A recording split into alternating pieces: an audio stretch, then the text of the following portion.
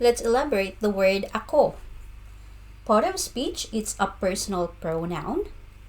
Pronunciation, it's a two-word syllable.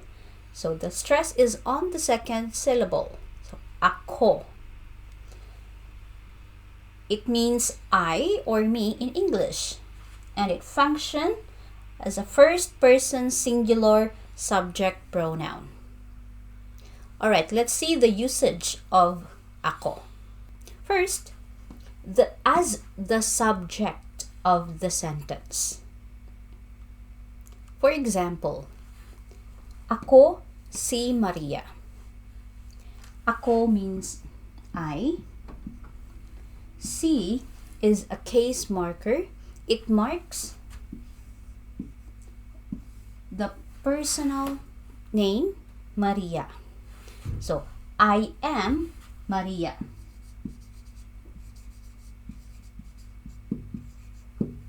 Yes. So, it's like when you introduce yourself, so you'd say, ako si, and then your name.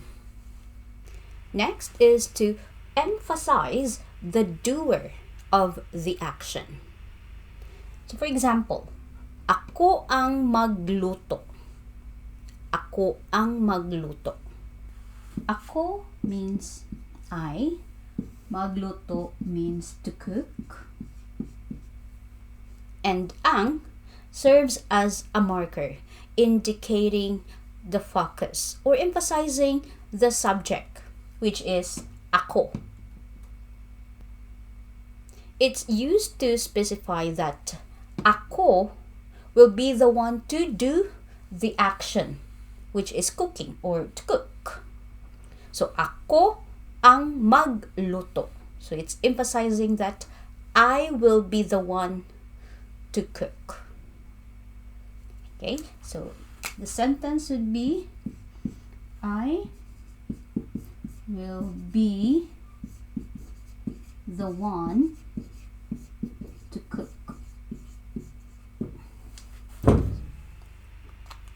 Yes.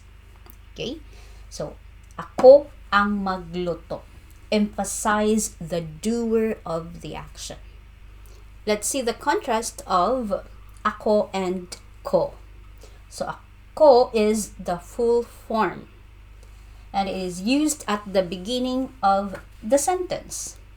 You can also use the full form ako after a verb, after an adjective, after an adverb, and after the negative words dili, wala, and ayaw. Ko is the short form of ako. And you use the short form after a verb, adjective, adverb, and the negative words dili, wala, and ayaw. Let's have an example here. So verb, magluto ako or ko. So you can say magluto ako, magluto ko. It means I will cook.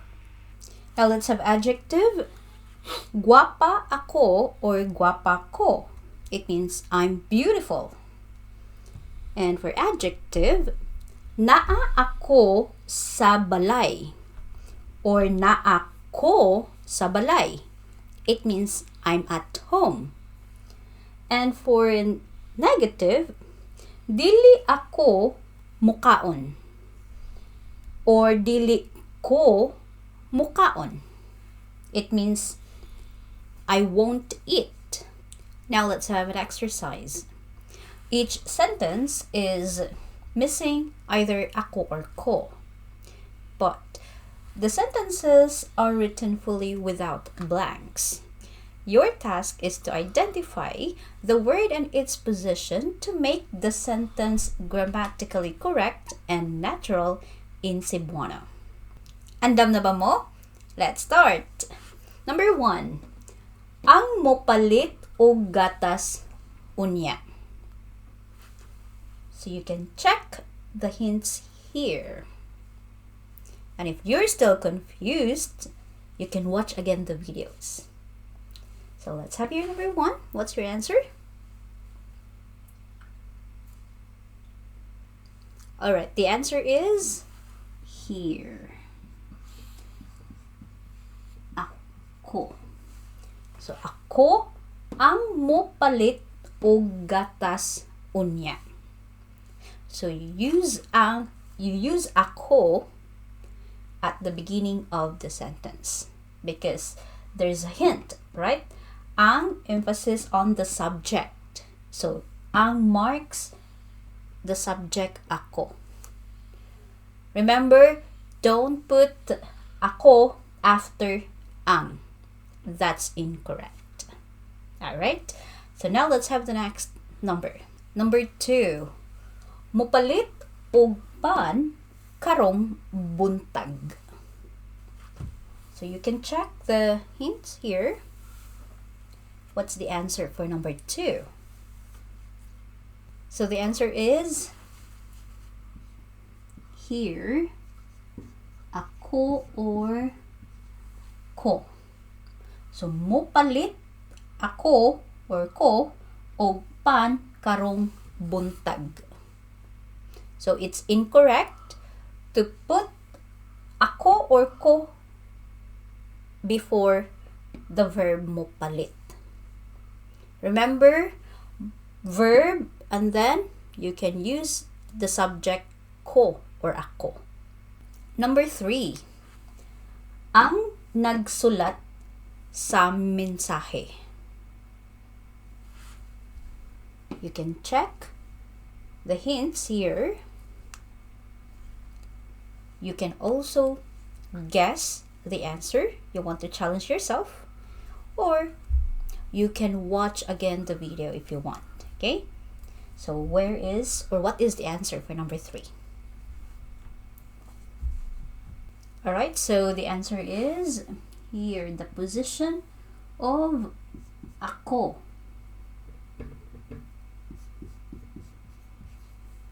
is at the beginning of the sentence. So ako ang nagsulat sa mensahe. Did you get it right? Now let's have number 4. Nag-andam og panihapon para sa pamilya. So, where are you going to put ako or ko? You can check the hint here.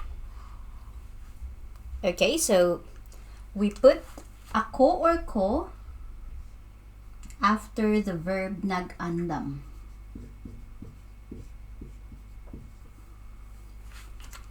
So, nag-andam ako or ko og panihapon para sa pamilya. Number 5. Ang modala sa regalo para nimo. You can check the following hints here, or you can watch the video again if you're not confident of your answer. Okay, so what's your answer for number 5? Okay, so the answer is here. So you put ako at the beginning of the sentence. So again, the hint is the word ang. So ang marks the subject, ako.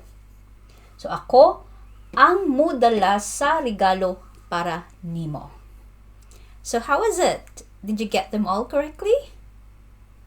If you are still confused about the position of ako and ko, or want to review about ako, you can watch the videos again.